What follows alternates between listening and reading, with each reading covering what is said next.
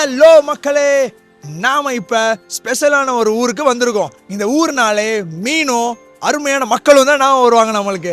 அது மட்டும் இல்லாம ஊட்டி கொடைக்கானல் என்னங்க இந்த சீசன்ல கிளைமேட் சும்மா ஜில் ஜில் ஜில் ஜில்னு இருக்கிற மாதிரி ஒரு அருமையான ஒரு ஊருக்கு தான் நம்ம வந்திருக்கிறோம். இது மாத்திரம் இல்லை, டிசம்பர் அப்படின்னாலே இந்த ஊரில் இருக்கிற லைட்ஸும் சரி கொண்டாட்டமும் சரி இந்த ஊர் அடிச்சுக்க ஆளே இல்லை தமிழ்நாட்டில். அந்த அளவுக்கு பயங்கரமாக கிறிஸ்மஸை செலிப்ரேட் பண்ணுற ஊர் தான் நம்ம இப்போ வந்திருக்க ஊர். இது வேற எதுவும் இல்லை, கன்னியாகுமரி.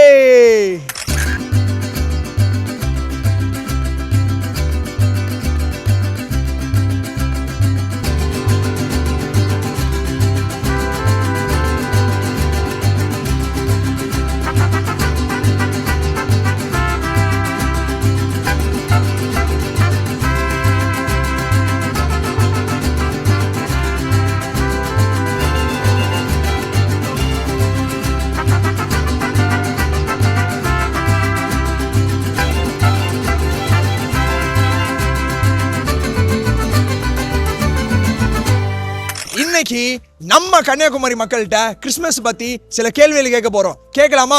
வாங்க போலாம்.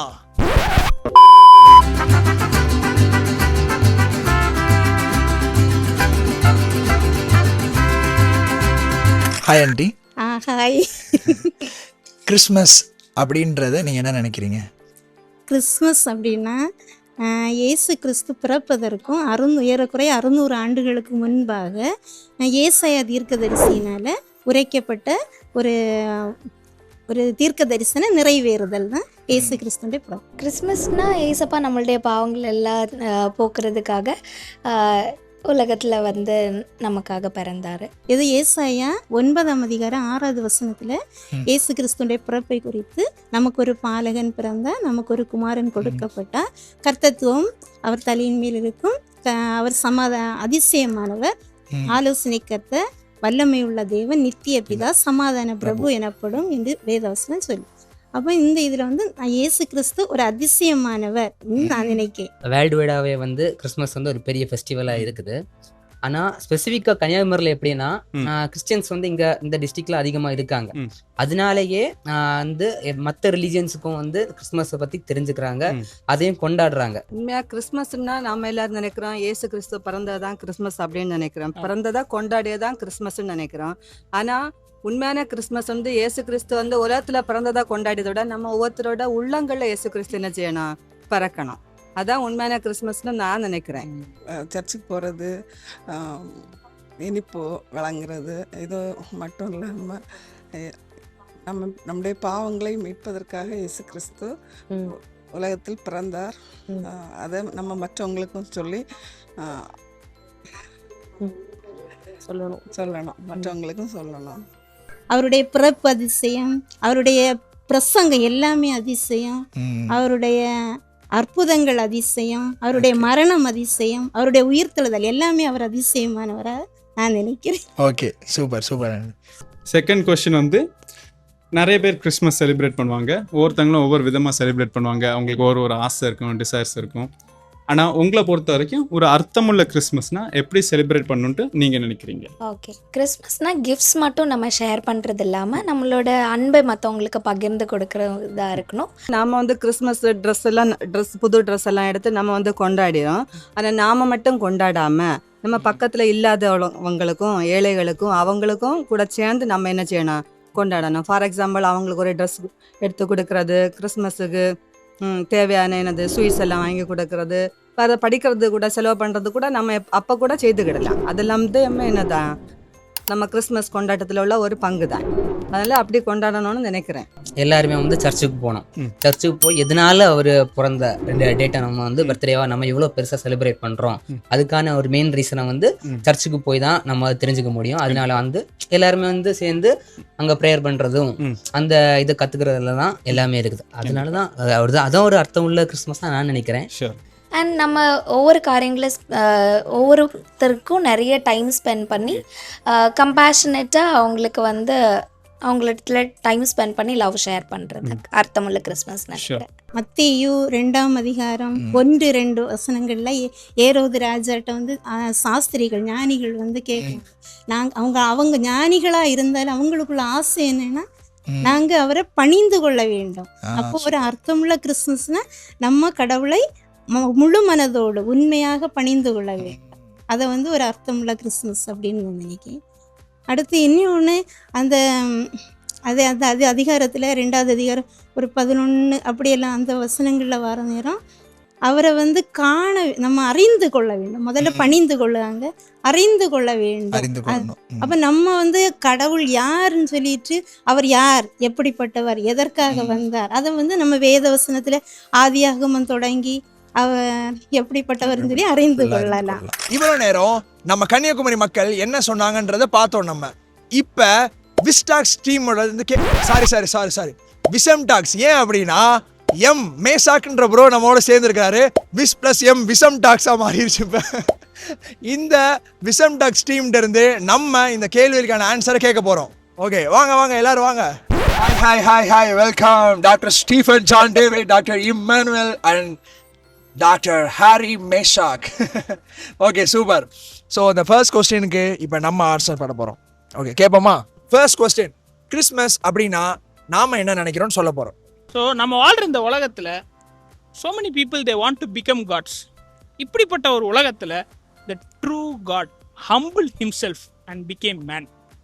அதாவது படைத்தவர் படைப்பாய் மாறிய ஒரு தருணம். The creator entered his own creation. எதுக்காக? என்னையும் பார்க்குற எல்லாத்தையும் தம்முடைய பிள்ளையாக மாற்றி என்னைக்கும் அவர் கூட வச்சுக்கிறதுக்காக. God became man so man could return to God. So அதுதான் கிறிஸ்மஸ் நான் நினைக்கிறேன். ஓகே, இப்போ இம்மி ப்ரோ நீங்கள் சொல்லுங்கள். ஓகே, என்னை பொறுத்த வரைக்கும் கிறிஸ்மஸ்னால எனக்கு ஃபர்ஸ்ட் ஞாபகத்துக்கு வர்றது நல்ல லைட்ஸ்லாம் இருக்கும்ல, எல்லா இடத்துலையும் செலிப்ரேஷன் பண்ணுவாங்க, நிறைய இடத்துல நல்ல கலர்ஃபுல்லாக இருக்கும், நல்ல வெளிச்சமாக இருக்கும், பளிச்சுன்னு ஒரு செலிப்ரேஷன் கொண்டான்னு நினைப்பாங்க. ஸோ அந்த லைட்ஸ்லாம் எனக்கு நினைவுபடுத்துறது என்னது அப்படின்னா, பைபிள் நம்ம பார்க்கும்போது ஜீசஸ் வந்து I am the light of the வேர்ல்டுன்னாரு. அது ஒளிலாம் வச்சு கொண்டாடுற போது அவர் இந்த உலகத்தின் ஒளியா இருக்கிறாரு, நமக்காண்டி இந்த இருள் நிறைஞ்ச உலகத்துல ஒளியாய் வந்தாரு. ஸோ அவர் தான் நம்ம வாழ்க்கையின் ஒளியா இருக்காரு. அந்த வெளிச்சம் தான் எனக்கு ஞாபகம் வருது. அந்த வெளிச்சம் எப்படி மற்றவங்களுக்கும் டார்க்னஸ் எடுக்குது அப்படிங்கிறது. சூப்பர். ஓகே, இப்போ நம்ம மேசாக் ப்ரோட்ட கேட்போம். கிறிஸ்மஸ் அப்படின்னு எனக்கு என்ன ஞாபகம் வரும்னா, the infinite God became an infant. இப்போ இங்க பாருங்க, அந்த தண்ணி எப்படி அப்படியே ஓடிக்கிட்டே இருக்கு, அந்த தண்ணி எங்க போய் முடியுதுன்னே நமக்கு தெரியல. ஆமா. ஸோ இந்த படைப்பே இப்படி இருக்குன்னா, அதை படைச்சவர் எவ்வளோ பெரிய கடவுள். அவர் இவ்வளோண்டு ஒரு 2.5 to 3 kg பேபியா வந்து பிறந்தது. அது வந்து பெரிய மிஸ்ட்ரி. ஸோ அதுதான் எனக்கு ஞாபகம் வருது. சூப்பர். ஓகே, நான் என்ன நினைக்கிறேன் அப்படின்னா, கிறிஸ்துமஸ் என்ற அந்த இயேசு பிறப்பின் நாள் பிசாசானவனுக்கு ஒரு சரியான ஒரு வேட்டு வச்ச நாள் மாதிரி. ஸோ செகண்ட் கொஸ்டின் பற்றி நம்ம இப்போ ஆன்சர் சொல்ல போகிறோம். ஒரு கிறிஸ்துமஸை அர்த்தமுள்ள கிறிஸ்துமஸை செலிப்ரேட் பண்ணோம் அப்படின்னா நம்ம என்ன பண்ணணும் அப்படின்றத. ஓகே, இமி ப்ரோ நீங்களே ஆரம்பிங்க.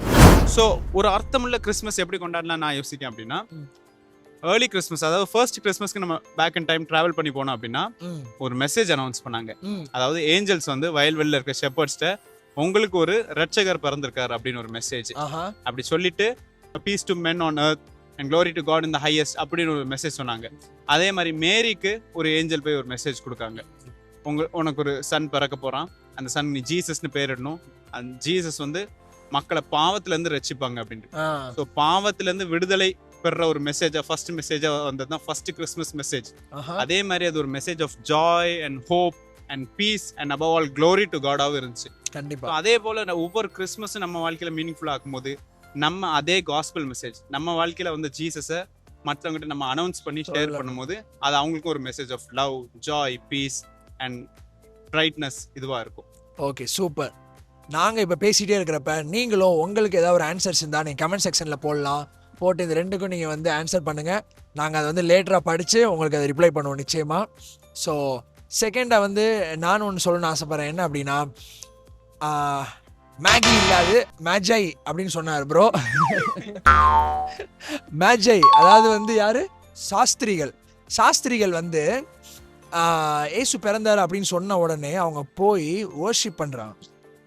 அந்த ஒரு ஆராதனையை வந்து ஒரு சாதாரண கிடையாது, ஒரு பேபியாக இருந்தாலுமே அவங்க வந்து ஒரு தாழ்மையோடு வர்ஷிப் பண்ணுறாங்க. ஸோ கிறிஸ்மஸ் டைமில் முக்கியமாக நம்ம பண்ண வேண்டியது அர்த்தமுள்ள கிறிஸ்மஸ் ஆகணும் அப்படின்னா முதல்ல நீங்கள் எல்லாரும் சேர்ந்து அவரை வர்ஷிப் பண்ணணும். அதன் மூலமாக உங்களுக்கு மனசில் ஒரு அர்த்தம் உண்டாகும். ஒரு சாட்டிஸ்ஃபேக்ஷன் உண்டாகும். ஓகே, ஸோ இப்போ நம்ம மேசக் ப்ரோட்ட கேட்போம். ஸோ மெஜாய் பற்றி சொன்னேன். அவங்க வர்ஷிப் பண்ணிட்டு என்ன பண்ணாங்க? கிஃப்ட்ஸ் கொடுத்தாங்க. கிஃப்ட்ஸ் கொடுத்தாங்க. கோல்டு, சில்வர், ஃப்ராங்கின்சன்ஸ், மர், இதெல்லாமே வந்து. ஸோ அதே மாதிரி இம்மி ப்ரோ இப்போ எனக்கு கிஃப்ட் கொடுப்பாரு, கோல்டு, சில்வர். ஓகே, அவர்கிட்ட இருந்தால் கொடுப்பாரு. ஸோ அந்த மாதிரி கிஃப்ட்ஸ் வந்து கொடுத்தாங்க. ஜீசஸ் யாருன்னு தெரியாது, அவங்க அம்மா அப்பா யாருன்னு தெரியாது. அவங்க தேடி வந்தது ஒரு ராஜாவை. ஆனால் ஒரு மாட்டு தொழுவத்தில் ஒரு குழந்தைய பார்த்தாங்க. மனசு மாதிரி கொண்டு போயிருக்கலாம், கொண்டு வந்தது. ஆனால் ஜெனரஸாக கொடுத்தாங்க. ஸோ அந்த ஜெனரசிட்டி எனக்கு ரொம்ப பிடிச்சிருந்துச்சு. அது எனக்கு ரொம்ப ஸ்ட்ரைக் பண்ணுச்சு. ஸோ ஒரு அர்த்தமுள்ள கிறிஸ்மஸ் கொண்டாடணும்னா எத்தனையோ பேர் இருக்காங்க, ரொம்ப கஷ்டப்படுறவங்க நம்மளை பார்க்குறோம் டெய்லி நம்ம லைஃப்பில்.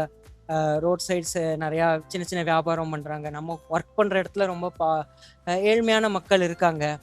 ஸோ அவங்களுக்குலாம் வந்து நம்ம அவங்களுக்கும் அந்த கிறிஸ்மஸோட ஜாய் நம்ம வந்து ஸ்ப்ரெட் பண்ணோம். So we should be generous. நம்ம அவங்களுக்கு ஏதாச்சும் ஒரு கிஃப்ட் நம்மளால முடிஞ்சதை நம்ம கண்டிப்பா நம்ம செய்யணும். ஏழைக்கு இறங்குறவன் கர்த்தருக்கு கடன் கொடுக்கணும். அது வந்து ஒரு எக்ஸ்பெக்டேஷன் இல்லாம அந்த ஜாயை நம்ம வந்து கடவுள் அதை வந்து விரும்புவாருன்னு நான் நினைக்கிறேன். கண்டிப்பா. Super bro, super.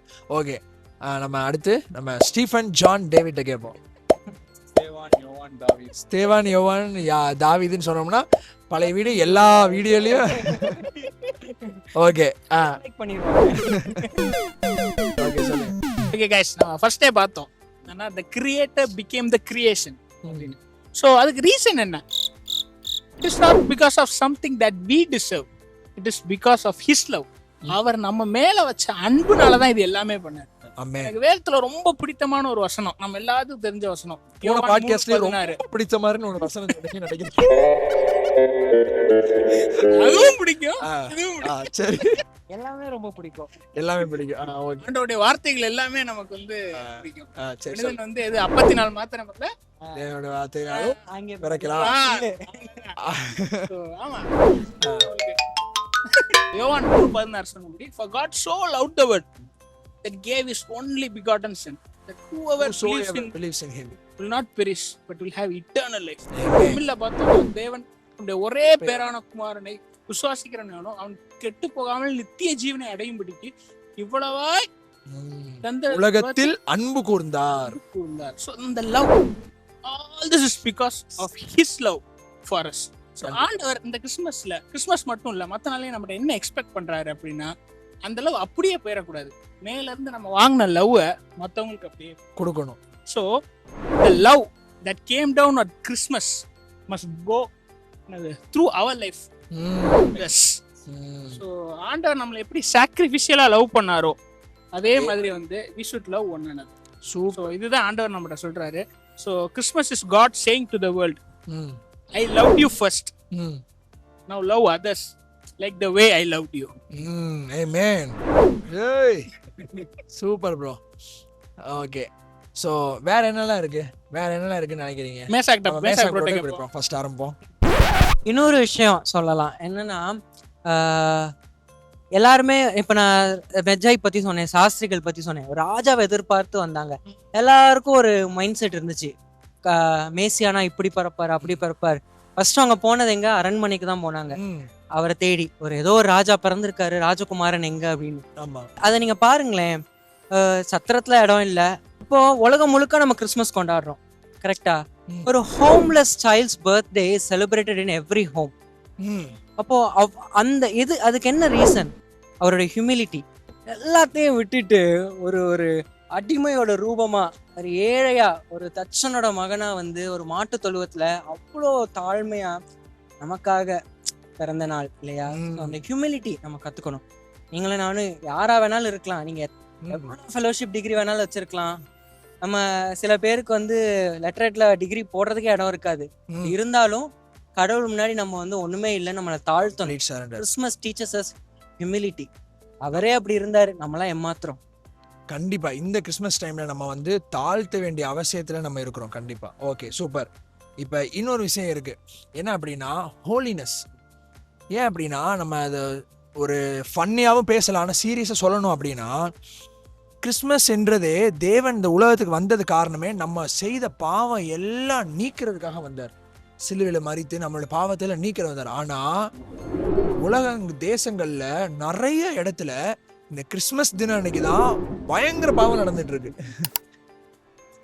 கிறிஸ்மஸ் அன்னைக்கு தான் நிறைய பேர் என்ன பண்றாங்க, கிறிஸ்மஸ் வந்துருச்சு நம்ம எல்லாரும் தண்ணி அடிக்கலாம், கிறிஸ்மஸ் வந்துருச்சு நம்ம எல்லாரும் பார்ட்டி பண்ணலாம், நம்ம எல்லாரும் பயங்கரமா போய் செலிப்ரேட் பண்ணலாம் இப்படின்னு சொல்லிட்டு ஒரு மோசமான ஒரு காரியனுக்குள்ள போய் கிறிஸ்மஸ் செலிப்ரேட் பண்ற அளவுக்கு மக்கள் ஆகிட்டாங்க. பட் காடோட அந்த இடத்துல இருந்த யோசிச்சு பாருங்களேன், எவ்வளோ சேடாக இருப்பார்னு யோசிச்சு பாருங்க. அந்த சேட்னஸ்க்கு மட்டும் நம்ம அதுக்கு நம்ம வந்து செலிப்ரேட் பண்ணாமல் இருக்கிறது நல்லது. ஸோ எப்பயுமே இந்த ஹோலினஸ் மட்டும் மறந்துடு. நீங்களும் நானும் தேவன் இந்த உலகத்துக்கு வந்து நம்மளை வேறு பிரித்திருக்கிறார் இந்த உலகத்துல இருந்து. ஸோ அதனால தேவனை மனசில் நினச்சிட்டு அவரை நம்ம கொண்டாடுறது தான் ஒரு அர்த்தமுள்ள கிறிஸ்மஸாக இருக்கும். அதனால பார்ட்டி இந்த மாதிரி வேர்ல்ட்லியாக ரொம்ப போகாமல் நம்ம வந்து முழுக்க அவர் நம்ம குடும்பம் கொடுத்துருக்காரு, ஃப்ரெண்ட்ஸ் கொடுத்துருக்காரு, இதில் நம்ம எப்படி சந்தோஷமாக ஹோலியாக நம்ம எப்படி பண்ணணுமோ அந்த நம்ம சந்தோஷத்தை நம்ம வந்து எல்லாருக்கும் கொடுக்கவும் செய்யணும், நம்மளும் அது மாதிரி இருக்கணும். ஸோ இதுதான் நான் நினைக்கிறேன் அர்த்தமுள்ள ஒரு கிறிஸ்மஸை கொண்டாடுற ஒரு வழி. Not forget the reason for the season. Okay, இவ்வளோ நேரம் நீங்கள் என்கிட்ட கேட்டீங்க. நான் ஃபர்ஸ்ட் சொன்ன மாதிரி நீங்கள் கமெண்ட் செக்ஷன்லேயோ உங்களுடைய கருத்துக்களை நீங்கள் கண்டிப்பாக நீங்கள் போடுங்க. அதன் மூலமாக பார்க்குறவங்க ஒரு புது ஐடியா கிடச்சிச்சின்னா அது நாங்களே கூட பயன்படுத்துவோம். நாங்கள் இவ்வளோ நேரம் சொன்னது எல்லாமே நாங்கள் பேசுகிறது மாத்திரம் இல்லை, அந்த கிறிஸ்மஸ் சீசனில் நாங்களும் அதை கண்டிப்பாக அதை ஃபாலோ பண்ணுவோன்றனால தான் உங்கள்கிட்ட பேசுகிறோம். ஸோ நீங்களும் அதை ஃபாலோ பண்ணுங்கள், உண்மையிலே நிச்சயமாக சந்தோஷமாக இருக்கும். ஏன்னா தேவனுடைய பேர் சரி, நம்ம இம்மி ப்ரோ பேர் சரி, இம்மானுவேல் அப்படின்னு இருக்கு. அப்படின்னு என்ன அர்த்தம், தேவன் எப்போதும் நம்மோட கூடவே இருக்கிறார். ஸோ அதனால் கிறிஸ்மஸை ஜாலியாக ஃபன்னாக ஒரு அர்த்தமுள்ள கிறிஸ்மஸாக நம்ம எல்லாரும் கொண்டாடுவோம். விசம் டாக்ஸ்ல இருந்து உங்களுக்கு ஹாப்பி கிறிஸ்மஸ்.